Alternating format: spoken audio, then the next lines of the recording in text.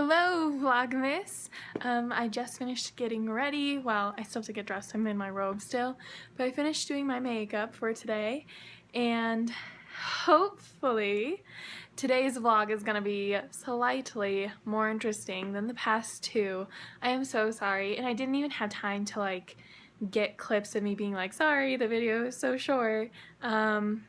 But on the second, I wrote a 10-page paper, and then last night I wrote a 5-page paper, and that 5-page paper is probably the worst paper I've ever written in my life because I had nothing to say on the subject, and it wasn't even like, it was over a topic that it was very opinion based, and I only knew how the things worked technically.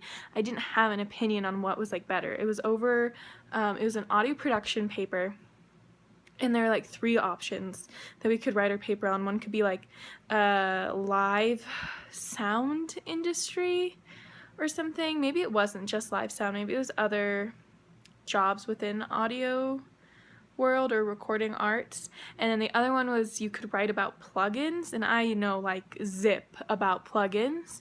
And the other one was you could write about your dream studio, and then how you would apply the things that you want in your dream studio to your home studio. But it's really hard because, not hard, but I was just kind of annoyed because it was I really have no desire to work in the recording arts industry.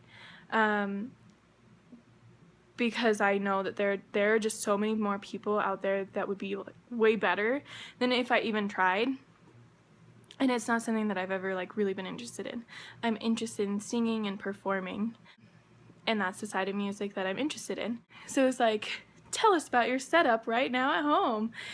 It was the opening of the paper, and I was I don't have a setup at home. My boyfriend has a microphone that he says I can use, which I have taken up on his offer of that 0 times since a year ago.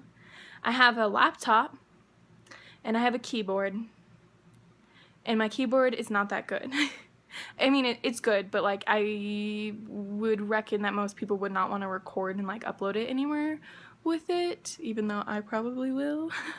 And I was mostly I record using my video camera, and that is what I use for a microphone, which is not very good quality. And then if I ever have other recordings done, I've gone places to have them done, and they have been in home studios, but I have no desire to have one myself. And I was honestly, I don't have the space to even try to make a little arrangement because I have a roommate, and I can't use the living room, and I don't have an extra bedroom. Currently, my keyboard is in my closet, and I pull over my desk chair to use it, or I stand. I don't have space to record here, and I have no intentions of recording here because our walls are so thin, and my neighbors downstairs are always playing really loud music. It doesn't make sense for me to even soundproof my room in any way with acoustic panels or anything. That was basically the first page of my paper. I was there's no reason. And then I talked about my dream studio, and I was okay, so if I was gonna make my dream studio or home studio, I guess I would do it in my parents' basement if they let me, and I'd have to put up another wall. So I started talking about the costs of construction, and I was I literally do not know what I would need to buy because I would be starting from scratch. And I don't know that I really care to have an elaborate setup because I don't care to record. So my dream studio would be to have a nicer piano. I'm looking at getting when I move, when I have my house, I want a spin-it piano or an upright piano, and that is what I want. And that would be my recording stuff. I just want a nice piano. And then I was I'd probably have to get a desktop computer. I'd probably have to buy recording software. I'd have to buy Logic, or Ableton or whatever. I don't have anything. I'd have to buy microphones. I'd have to buy other instruments. It was just I literally own nothing, and I don't care enough about recording to be purchasing really expensive things, even if it was my dream studio. So it's okay, so since I don't really care, I'll base off my I'll base my dream studio off of this other studio that records for musical theater. And so I just like was looking up on their stuff that they have for gear, and I was like, yeah, I guess I would use this because they use it, and that's cool to think that some of my favorite musicals were recorded using this gear. That's why I want it. And then in the end I was like, honestly, after writing this paper, the only upgrade I think I would do is buy my own mic. And that's how I would apply this to my home studio. And then I was like, if we're being real, my dream studio would be me going to somebody else's studio and not having to deal with the recording side. That would be my dream studio, is having somebody else be in charge of the recordings, and then I would just get to sing. That would be my dream studio. I don't know if I'm gonna make her angry. Maybe I'll get credit for being real and upfront, but it was also hard to like cite sources. She was like, use sources such as interviews and in the internet, and I cited like Home Depot for soundproofing insulation and things like that. I had nothing to source or to cite except for materials used to build the studio and a few like price checks on equipment, and then the studio's website that I based mine off their website. I don't know. Worst paper I've ever written, hands down.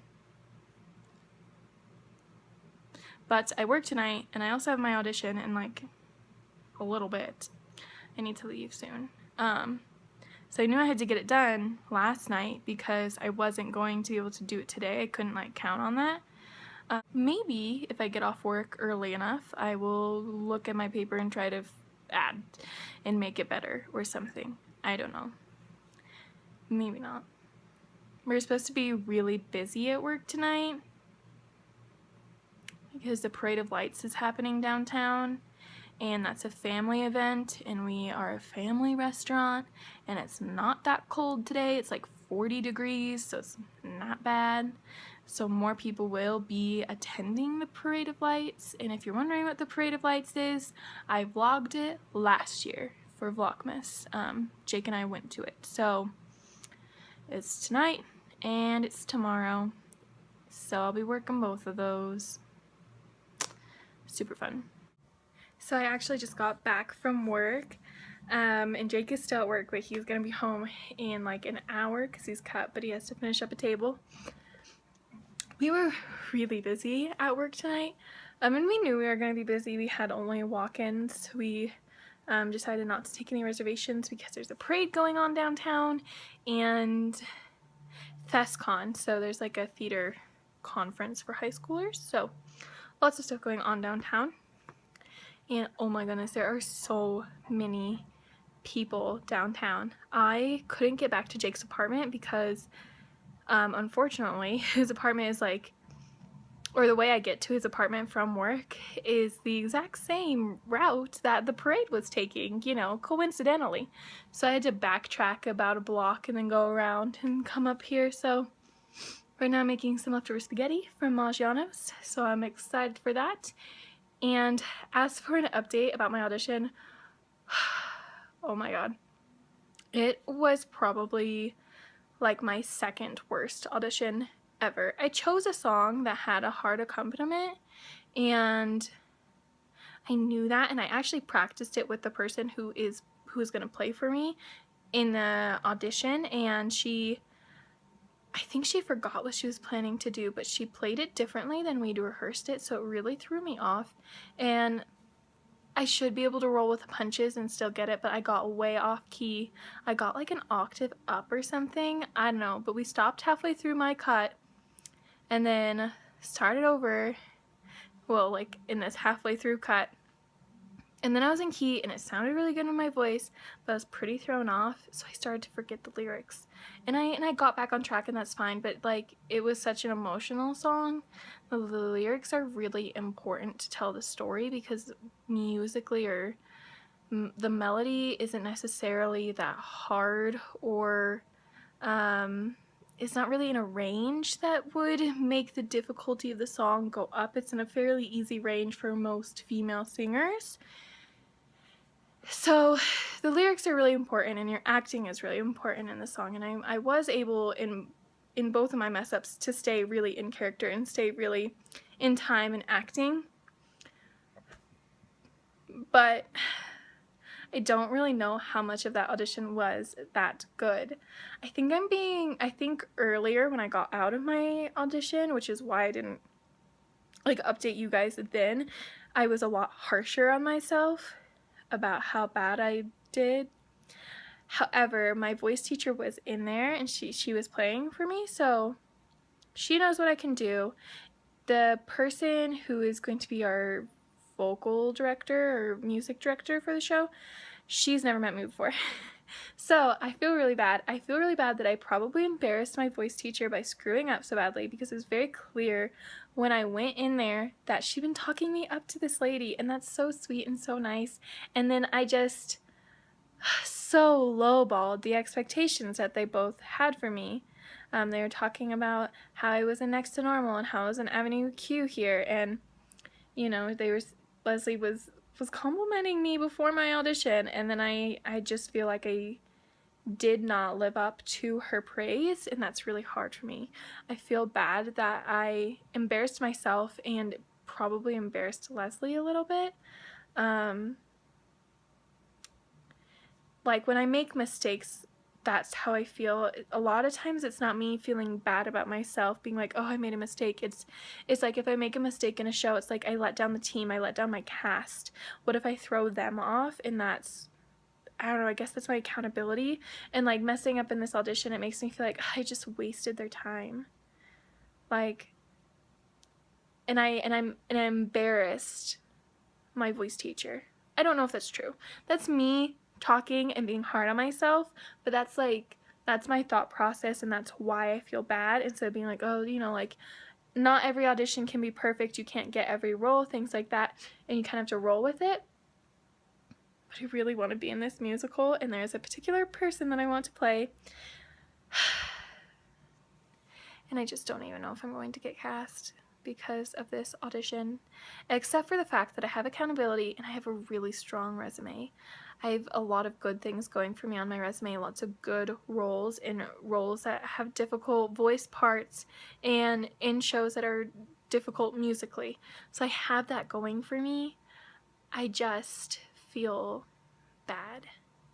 And I haven't decided yet if I am going to stick to my guns and like let that be my audition, or if I'm going to try and email Leslie and be like, I can do better than that.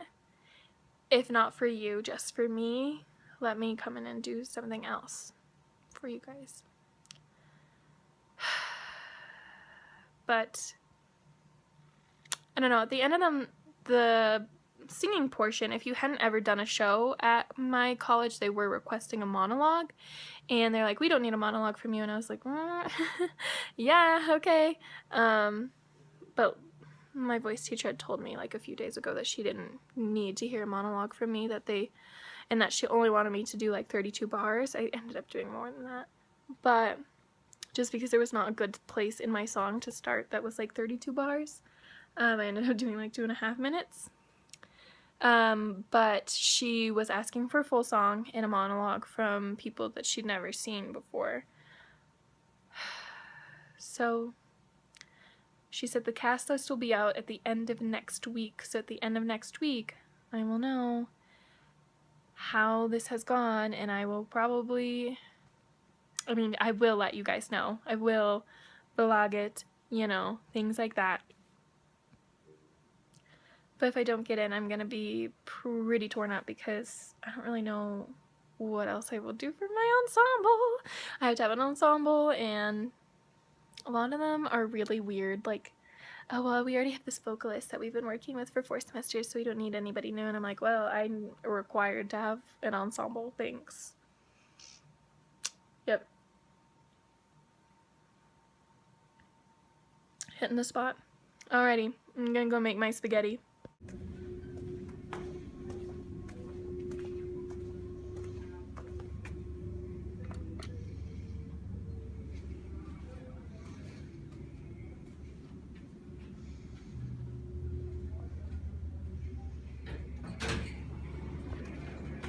Going down.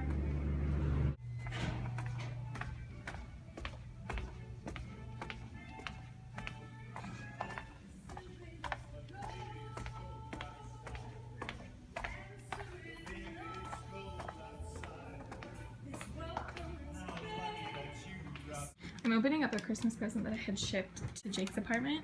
And I'm like, look at all of this packing paper. Like, I'm like, okay, great, like, super secure, and all of a sudden, I want to be careful. I don't know if I want to show it because although I don't think my older sister watches my vlogs, she might, and don't want to ruin the surprise, so I guess that's all we get to see. I made a purchase from Sephora online, and that's what the other box was, so I got some nice little goodies, so I thought I'd show them to you. So I got Air Patrol Defend Eyelids from Unfriendly Skies, and it's an eyelid primer with BB cream, and it has sunscreen in it, so that's pretty cool. I don't think I picked this one out. They must have substituted it for something, but that's okay. And then this is an eye cream. Looks like it. Some sort of moisturizer, but I think it's an eye cream. Maybe it's not. And then I got Chloe, the roses one. And I like this sampler bottle because it has a spray top. That makes me like really happy that that is the type of sampler that it is. Because I hate the ones that I have to like take off the top and like hope I don't spill things. And then I also got this fun little bag that says "Oh what fun," and it's full of samples, and I am excited about this. I feel like I have some little subscription box or something because there's quite a bit of stuff in here. Okay, what's in here? Alrighty. Ooh, I am really liking this from what I can see. Okay, so I have a rose face mask from Fresh. I think I've had one of their masks before in a sample like that. Ooh, and this is pretty. I really like their, this is gonna sound so bad, but I love their aesthetic. So pretty. Okay, what's this? This is a Sephora blush. Sweet on You. That's really interesting. Cool. I love blush. Blush is one of my favorite makeup products, I would say. I love blush. Like a shot of espresso for tired eyes. So this is, oh, this is the eye cream. I remember this now. Ginseng Refreshing Eye Cream to brighten and depuff. Love this. I'll probably use this week during finals. Everybody really seems to like this stuff on YouTube, so I mean, I don't know if I'll be able to tell after one use whether I love it or not, but it's pretty pricey, so it's kind of nice to get a sample. And then, ooh, okay, this feels like really luxurious, and this like has a nice little bit of weight to it. It seems like pretty substantial. It's a nice sample. I like that. Okay, and then this is, everybody has this stuff on YouTube. Beach Walk, the replica perfume sample. Oh. Oof. How do I look at the bottle? This is important, guys. Is this going to be a good bottle or a bottle that I am not going to like? Because then I end up with a bunch of teeny tiny little sample bottles that I'm not going to use because I can't stand them. Because I'm really high maintenance. Okay. Oh yes, it has a spray. Score. This one is smaller than this one. No, they're like basically the same size. Cool. Oh.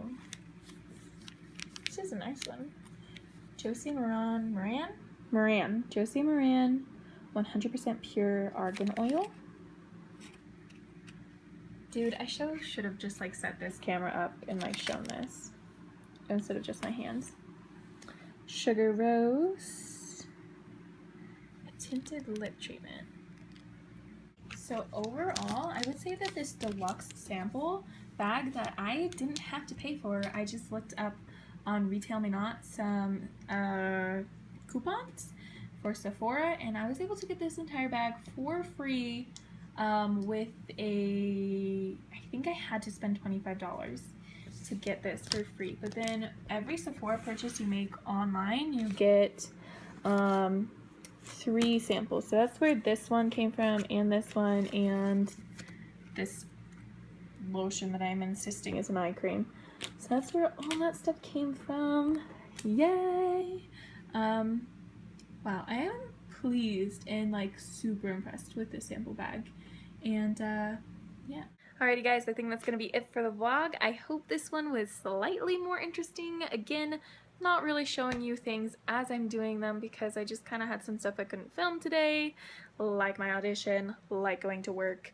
But hopefully this little sample bag was nice. Some of my ranting was enjoyable or entertaining in some way, shape, or form. And I will see you guys tomorrow.